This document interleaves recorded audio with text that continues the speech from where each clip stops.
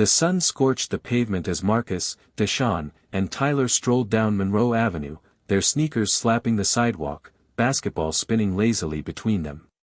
The boys had just finished an intense game at the Jefferson Park courts, sweaty, tired, and laughing. Summer break had started just a week ago, and for them, it meant long days outside, trying to escape the heat and the weight of life in their South Atlanta neighborhood. As they passed the edge of a quiet industrial strip, a shiny black Mercedes SUV sat on the shoulder, hazard lights blinking. The front right tire sagged flat against the ground. Standing next to it, looking frustrated and out of place, was an older white man in a navy blazer and slacks, swiping his phone in the air in vain. "You see that?" Marcus said, pointing. "Man looks like he took a wrong turn into our side of town," Deshaun joked, but his smile faded when he noticed the man looked genuinely stuck. "Let's go help," Tyler said, already crossing the street. The man noticed them and straightened up.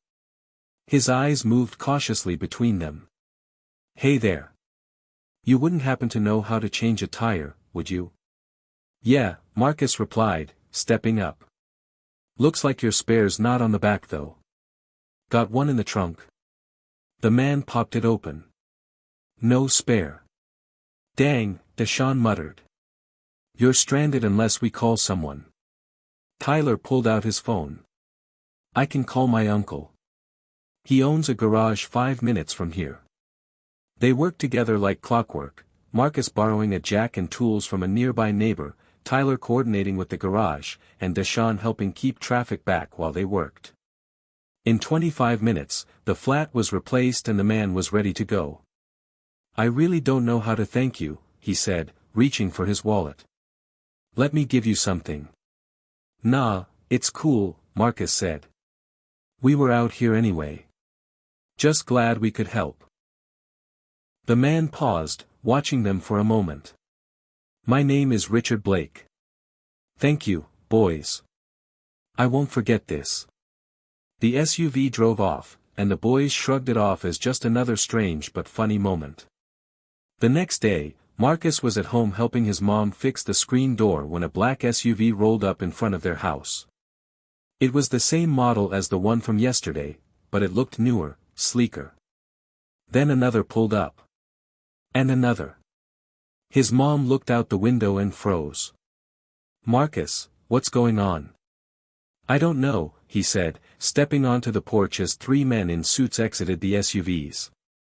And then, stepping out behind them, was Richard Blake. Tyler and Deshaun came jogging up moments later from different ends of the street, having seen the convoy of luxury vehicles pull up. "I told you I wouldn't forget," Richard said, smiling warmly. "I'm not just some guy with car trouble. I'm the CEO of Blake Technologies, maybe you've heard of us." Deshaun's jaw dropped. "That's you? That company that makes those smart home systems?" "Exactly. Yesterday, I was on my way to meet with our largest investors. If I had missed it, we could have lost the entire deal. You boys saved more than just a tire." He turned to the men in suits behind him and took 3 envelopes from them. "These are full-ride scholarships. To any university in Georgia, or anywhere you're accepted. Tuition, books, room and board, all of it covered." The boys stared at him, stunned. Marcus's mom sat down right there on the porch steps, hand over her heart. "And there's more," Richard continued. "We've had a corporate internship program for years, but it's only ever pulled from the usual schools, prep academies, private referrals. That ends now. I've started something new, the Blake Youth Initiative." He handed each of them a black folder labeled with their names. Inside was a contract, a paid summer internship at Blake Technologies, coding, business, design, mentorship. A real start in a world they never thought they'd touch. "I want you 3 to be the first class. You inspired it." Tyler looked down at the folder, then back up at Richard. "We just helped you with a tire. And I've built an empire trying to teach my staff how to lead with heart," Richard said. "Yesterday, you taught me more in 20 minutes than I've learned in years." The SUVs drove them downtown that Monday. The offices of Blake Technologies towered into the Atlanta skyline like something from a movie. Inside, every door opened for them. They were each assigned a mentor and rotated through different departments: tech, marketing, engineering, customer experience. Marcus, always curious about how things worked, gravitated toward the software team. Deshaun, naturally charismatic, found his stride in communications and media. Tyler, quiet but brilliant with his hands, surprised everyone with his early designs for a new smart device interface. But it wasn't easy.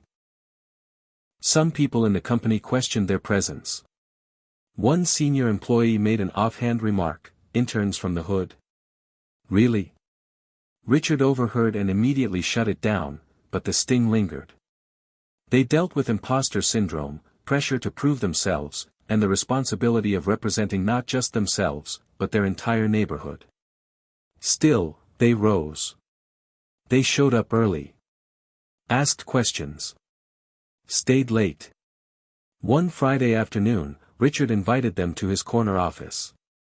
"I've been watching. And I just want to say, thank you, again. You boys reminded me what this company's about. Not just innovation, but impact." He placed a sleek white binder on the table. "I'm expanding the program next year. 50 new kids. All from underserved schools. But I want you three to lead it." They blinked. "You'll pick the schools. Design the workshops. Mentor the new interns. I want you to shape what this becomes." The boys glanced at each other. What started with a busted tire had turned into a movement. By the time summer ended, they were household names in their city. News channels interviewed them. Schools reached out for speaking engagements. They were offered slots in college programs they'd never dreamed were within reach. But they didn't forget home. They returned to Jefferson Park every weekend, hosting free coding sessions for local middle schoolers. They created an online platform, called Next Gear, to help kids learn life and tech skills for free. And they posted weekly videos on TikTok and YouTube about everything they'd learned. Their first video? A story titled, "We Helped a Guy with a Flat Tire. He Changed Our Lives." It went viral. Not because of the drama. But because of the honesty. Because everyone, no matter where they come from, dreams of being seen, of being chosen. And those three black boys didn't wait to be chosen. They chose to help. And in doing so, changed everything.